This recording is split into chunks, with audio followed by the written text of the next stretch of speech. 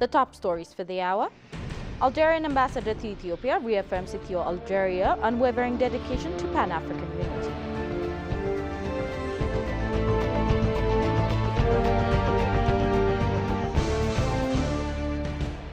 And researcher calls for global institution reform to ensure fair African representation.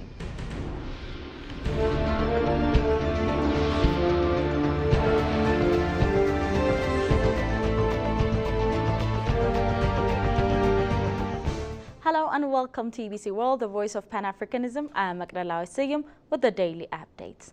And now moving on.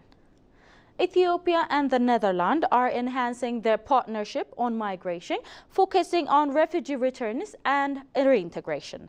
In a recent high-level meeting, Deputy Ethiopian General Director of the Refugee and Returnee Service, Birufisa Mulugeta, met with Peter Sherman, the Netherlands Special Envoy for Migration, to discuss sustainable solutions to migrate challenges. Both officials emphasized the importance of a human return process that prioritizes the rights and well-being of returnees and called for continued collaboration to develop long-term migration solutions through shared responsibility. Sherman reiterated the Netherlands' support for Ethiopia's Makatet roadmap, aligning with global efforts to address displacement and reintegration. This meeting marks a significant step in strengthening Ethio-Netherlands' relation on migration, with both countries committed to fostering sustainable and effective migration management strategies.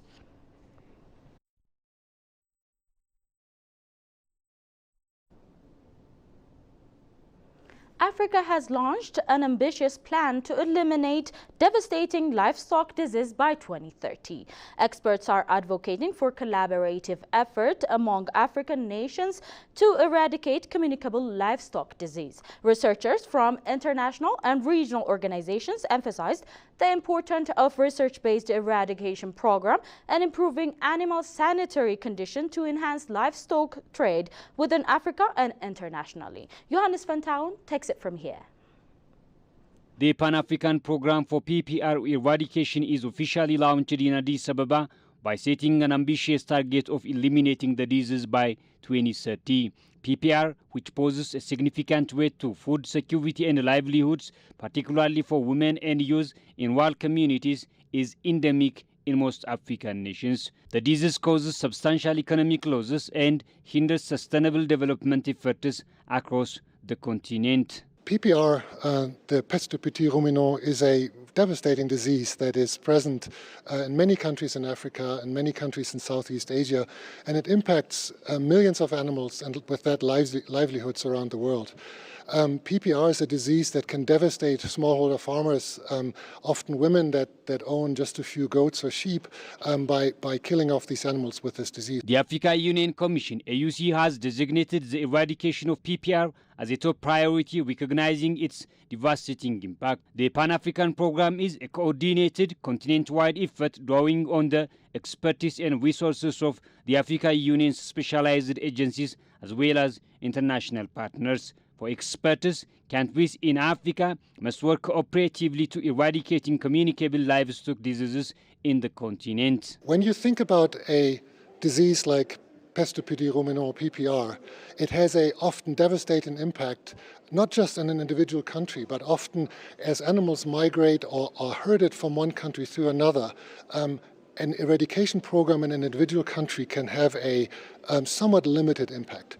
By having a Pan-African program and a program that is covering all of Africa or a large number of countries in Africa, the impact on the overall economic benefit for the continent can be quite intense. Working and controlling a disease like PPR, like many other diseases don't have borders. So this would require that efforts are made for countries to work together, so that, because those diseases have no boundaries, we need to work together to make sure that the control program is effective. So one of the systems or approaches that have been proposed to ensure that there's collaboration across countries is the use of an episystem approach. An episystem approach is working on, for example, trade routes where risk of the disease are high, or main watering points where animals congregate most of the time and becomes a risk of disease, and many such examples. So working with an ecosystem would require that countries just have to work together and bring about collaboration across the continent. Strengthening sanitary condition is also another important strategy suggested by researchers, as it is the major problem affecting trade within and out of the continent. Sanitary conditions of animals and animal product is a major bottleneck which usually affects the trade outside of the country. If we are planning to export our products from livestock and livestock products to elsewhere, especially high-value markets, we need to strengthen our sanitary conditions. To strengthen our sanitary conditions, our SPS program at the country level should be strong enough, and at the same time we need to use the regional facilities, especially at COMESA we have the SPS department. This SPS department is working on sanitary and phytosanitary aspects. Additionally, Dr. Yosef underscored the need for modernized animal production efforts by changing the traditional system into market-oriented ways. Currently, we are producing the animals just in a traditional ways. These traditional ways of production should be changed into market-oriented production. When it is changed into market-oriented production, then we know the number of animals which are produced in certain areas, in certain localities, and then we can access market, and we can access animal, and we can improve the condition of the animal, and then we can trade it. We can either export or trade it within the country. Research-based approaches and political commitment by leaders of the continent are essential for the materialization of the flagship projects of the Agenda 2063, so ensuring food security and improved healthcare system. Algerian ambassador to Ethiopia, Salma Malik Haddadi, affirmed that both Ethiopia and Algeria have long championed a pan-African vision playing pivotal role in freeing nations from colonial rule and fostering continental unity. The ambassador also highlighted the two countries significantly contributed to shaping, adapting, and implementing Agenda 2063, the strategic blueprint for Africa's future. Shagaya Matau has the latest. The historical diplomatic relations between Ethiopia and Algeria, dating back to the mid-20th century, alongside the rise of Pan-Africanism in the 1950s and the establishment of the Organization of African Unity in 1963, have formed the foundation for strong bilateral and continental cooperation between the two nations. Both countries have been instrumental in the liberation of other African nations from colonial rule. In an interview with EBC, the Algerian ambassador to Ethiopia, Salma Malika Haddadi, emphasized that Ethiopia and Algeria played a pivotal role in the fight for African independence, driven by their shared Pan-African vision. We have made sure to naturally support other countries to gain gain independence from the colonial power, and Ethiopia played a major role in that endeavor, but also to ensure both countries, because of their Pan-Africanist vision, it's a Pan-Africanist vision, it's a Pan-Africanist let me say it again, DNA, they have always made sure that the collective African interest comes first, the African unity comes first, and the African in-house made solutions prevail.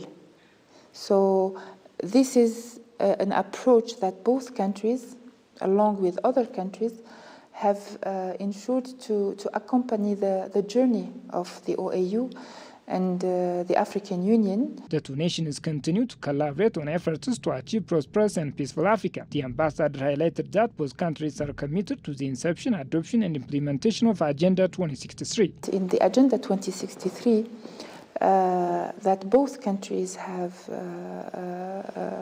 very much contributed to its adoption, the conception and then the adoption and now the implementation, have insisted in offering an approach that is not national. Flagship projects, the visibility of the continent at the global stage, silencing the guns, continental infrastructures, African airspace, AFCFTA, but also Pan-African University, because both countries strongly believe, and with other countries, that the best way for us to achieve progress, but also stability and peace, is to educate our people. Addressing the African Union's 2025 theme, Reparations for Injustices Suffered by African People, the ambassador stressed that this issue lies at the heart of Pan-Africanism. She reaffirmed that both Ethiopia and Algeria would play a significant role in advancing this agenda. And when talking about Pan-Africanism, I would like to refer to the fact that in 2025, the African Union will have as a theme of the year a theme that is very much at the heart of Pan-Africanism, meaning reparations for injustices that were done to the African people by through colonialism, apartheid, slavery, so transatlantic slavery. So I think that both countries will have much to contribute to this agenda, not only because of its historical dimension, but also because of the fact that going back to our history, talking about and approaching with clear mind the injustices that were done to our people is the best way for us to see how we can best approach our future in order to really occupy our rightful place in the international community as countries, but also as a continent. Additionally, Ambassador Haddadi, who is running for the position of Deputy Chairperson of the African Union Commission, expressed their commitment to working with member states to achieve the aspirations and ideals of the African Union if elected. A researcher at the Ethiopian Foreign Affairs Institute, Yalam Sogannatu, asserted that global governance reform is imperative. He highlighted how slavery, imperialism, and colonialism have shaped global power structure, leaving Africa burdened with the persistent stereotype of being a passive player in world affairs. Despite this, the continent has consistently articulated a clear and compelling vision for stronger representation on the UN Security Council and the G20. Nessa reports. Permanent representation of Africa in G20 or UN Security Council is not something the continent enjoys for quite so long time. So what do you think needs to be done to tackle challenges of such? Yeah, this question is not only raised by Africans, global governance, there are different parts of the world that raise global governance should be reformed, etc. That's what's going on in the United Nations Security Council, in G20, etc. Just global governance reform is mandatory. Africa, which contains 1.4 billion people, 55 nations, with a huge potential of economy, just its representation as a global governance is very weak. Therefore, most of the issues that are raised in Security Council, for example, they are African issues. So without incorporating this Africa, how can you solve African problem without including just Africa? So different stakeholders are advocating for global governance. African Union, for example, is trying to advocate to be part of this United Security Council, in G20 also for securing just the global economic decision making. So as far as possible, African Union is taking seriously this issue, just in order to be part of the international decision making bodies. Just we need to advocate and we need to push, just not only just the organizations, even leaders of, for example, they claim themselves as leaders in international system like Europe and as well as America. So we need to push them to incorporate us just in various international decision-making bodies. The 38th African Heads of State Annual General Assembly is about to take in a couple of weeks, or probably in a week, themed as Justice for Africans and the people of African descent through reparation. Your reflection on that? Currently, or within a few days, African Union General Assembly will kick off with the theme of justice for Africa and the peoples of African descent through reparation. Actually, this theme was just introduced in 2023, 2 years back, to make 2025 General Assembly agenda as a huge agenda. It aims it's all about requesting justice for what has happened on Africa historically as well as in the present day. Therefore, for historical as well as the present injustices, we need to request just reparations or compensations. So everyone that has developed at the expense of African exploitation, any nation or institution that has grown at the expense of African resources, they have to compensate African people as well as African continents. In addition to that, still there is also systematic injustice. As you know, in different parts of the world, we have seen daily in news that there is systematic race discrimination on the African descendants. Therefore, generally, there are historical events. For example, you can take transatlantic slave trade, that is just a historical injustice. Colonialism, as you know, a large amount of resources was taken just from Africa, and those countries has ensure their development at the expense of African resources. So anyone that affects Africa historically as well as in the present day, they should compensate or they should pay reparation for African continents.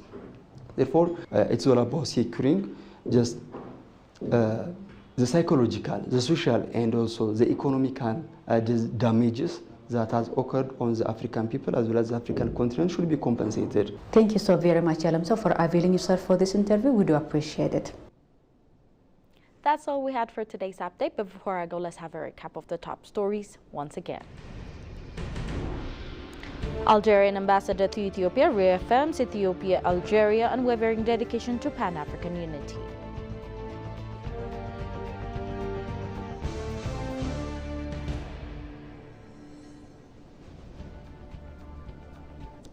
And researcher calls for global institution reform to ensure fair African representation. Thank you for tuning into ABC World, the voice of Pan-Africanism. It was me, Makrela Isegim, with the daily updates. Goodbye.